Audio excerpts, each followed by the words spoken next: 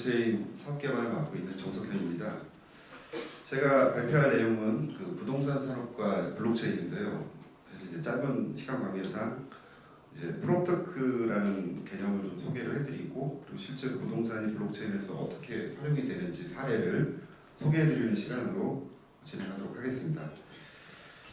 과거 닷컴에서 시작을 해서 약 20년 정도 지금 인터넷 환경이 이제 닷컴이 지배를 해왔죠. 네, 앞서서 이제 설명 들으신 것처럼 AI라든가 이제 블록체인, 빅데이터, 그다음에 이제 그다음에 클라우드, 뭐 이런 IT 기술이 이제 발전을 하면서 사실은 이제 새로운 패러다임으로 전환이 되고 있습니다.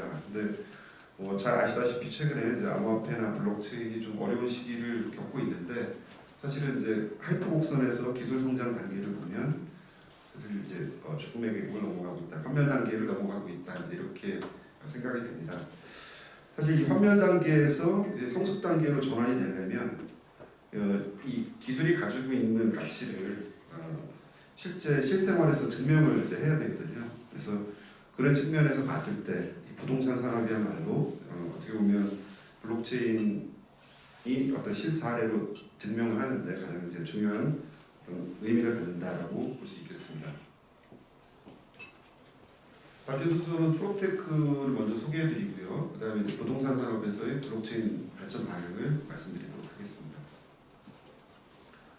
우선 이제 부동산 산업은 사실은 이제 타 분야에 비해서 그 기술 활용도가 매우 떨어졌던 영역입니다. 왜냐하면 그건 이제 부동산이 가지고 있는 고유의 특성 때문인데, 부동성, 이제 움직이질 않고요. 그 다음에 쉽게 공산품처럼 쉽게 찍어낼 수가 없고, 그러니까 부중성, 그 다음에 영속성, 이제 개별성, 이런 고유의 특징들이 있기 때문에 이제 일반인들, 특히 일반 경제로 접근하기 어려운 측면이 상당히 많이 있습니다.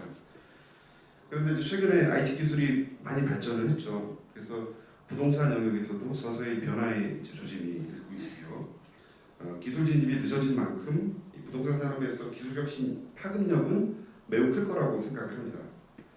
아마 이제 뭐 여러분들 잘 아시다시피 과거에는 뭐 건물주 위에 조물주 위에 건물주라는 뭐 그런 우스갯소리가 있는데요.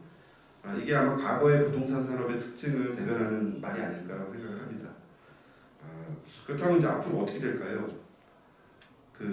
제 소유의 종말, 그 제레미 립킨의 소유의 종말을 보면 과거 이제 소유의 시대에서, 그러니까 이 주무장대라고 이제 표현을 하더라고요. 무겁고 두껍고 길고 큰 산업이 경박단수, 그러니까 가볍고 얇고 짧고 작은 그런 이제 산업으로 변화가 되고 있다. 그래서 어떻게 보면 이제 이 앞으로 부동산 산업도 기존의 이제 소유의 경제에서, 무거운 경제에서 가벼운 경제, 일반인들이 쉽게 접근할 수 있는 경제, 공유의 경제로 좀 바뀌지 않을까, 그렇게 생각을 해봅니다. 여러분들, 저도 이제 좀 사실 굉장히 궁금한데, 이 부동산 같은 경우는 단위 수가 사실은 이게 좀 친근하지가 않아요. 그래서 몇 가지 좀 단위를 소개를 해드릴 건데, 우리나라 총 자산, 우리나라 사람들 가지고 있는 재산을 이제 전부 합치면 얼마 정도 될까요? 이게 과거에 기사로 나온 자료를 보면, 통계 자료를 보면 약 한 1경 3천조 정도 된다고 합니다. 그리고 우리나라 같은 경우는 약 한 7천조가 고정자산, 그러니까 부동산에 이제 해당이 된다고 생각하고요. 그 규모가 굉장히 크죠. 국민 총생산의 한 8배 정도 된다고 합니다. 그러니까 굉장히 큰 규모의 시장이고, 그러면 전 세계 부동산 시장은 어느 정도 될까요? 이것도 해외 자료를 제가 좀 참고를 해봤는데 약 한 227조 달러, 그러니까 우리나라 돈으로 환산을 하면 한 25경 정도 됩니다.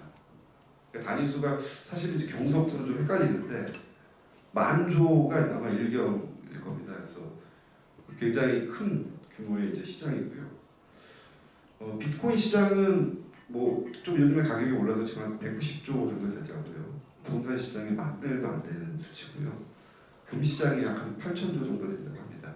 앞으로는 뭐 비트코인이 금 시가총액을 따라잡을 거라는 얘기도 있지만, 어쨌든 규모 면에서 보면 이 부동산 시장이 가지고 있는 시장 규모가 굉장히 엄청나다. 이 부동산 시장에서 뭔가 작은 변화가 일어나더라도 작은 수술을 해도 엄청난 규모의 시장을 만들 수 있다.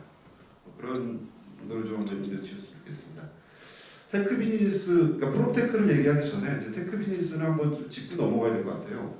그래서 여러 가지 뭐 테크가 들어가는 단어들이 참 많이 들어오는데 핀테크는 이제 여러분 잘 아시는 거고요. 금융과 IT의 결합. 여러분 많이 보시는 카카오페이 간편 결제, 송금, 지불 송금, 자산 관리, P2P 대출 이런 것들이 다 핀테크 영역에 속한다고 볼 수가 있고요. 그다음에 최근에는 인슈어테크가 좀 많이 관심이 있는 것 같아요. 이게 보험업에 IT가 결합이 되는 사업 모델인데 최근에 이제 나온 상품들을 몇 개 소개를 해드리면 현대해상 같은 경우는 하이카 블루링크라든가 기아 유보 뭐 이런 그 이제 장치를 단 분들한테 보험료를 할인해주는 상품이 나오기 시작을 했고요. 그리고 얼마 전에 DB 손해보험 같은 경우는 SKT T맵 키고 한 500km 주행하면 그 사람의 이제 운전 습관을 분석을 해서 보험료를 또 깎아주는 그런 상품들도 이제 나오고 있다고 합니다. 그리고 좋은 행복사 같은 경우는 핏빛 이렇게 이제 차고 다니는 웨어러블 디바이스 탄 고객한테 그 데이터를 제공을 해주면 그 데이터를 이용을 해서 마찬가지로 보험료를 이제 할인해주는 상품들이 나오고 있고요. 이 데이터가 잘 활용되는 사례 중에 하나가 이제 악사 보험인데 항공기 보험인데 이게 악사에서 그동안 항공기 이제 지연, 항공기 도착과 관련된 데이터들을 꾸준히 쌓아왔습니다. 그 데이터를 분석을 해서 고객들한테 이제 항공기 지연 보험을 출시했는데 이게 아마 데이터가 잘 활용이 되는 사례라고 볼 수 있을 것 같습니다. 그다음에 웰스테크 관련해서도 뭐 우리나라 말하면 재테크 정도 될 것 같은데요. 뭐 여러 가지 뭐 로봇 어드바이저라든가 뭐 이런 여러 가지 서비스들이 있지만 최근에 이제 좀 관심 있게 본 상품은 그 신한은행에서 출시한 그 소액 해외 주식 투자. 그러니까 짜투리 금액으로 카드 결제할 때 5,500원짜리 뭐 커피 먹고 6,000원 결제하면서 500원은 이제 해외 애플사 주식을 사는 겁니다.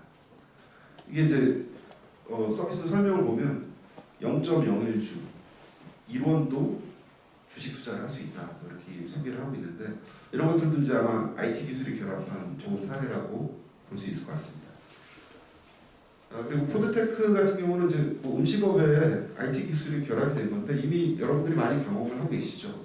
배달의 민족이라든가 요기요 대표되는 오토 사업자들 그리고 뭐 최근에는 뭐 뉴푸드 뭐 이렇게 인공고기라든가 그다음에 3D 프린터로 만드는 요리 뭐 이런 것들 IT 기술이 결합된 여러 가지 이제 푸드테크 사업이 이제 출현을 하고 있습니다.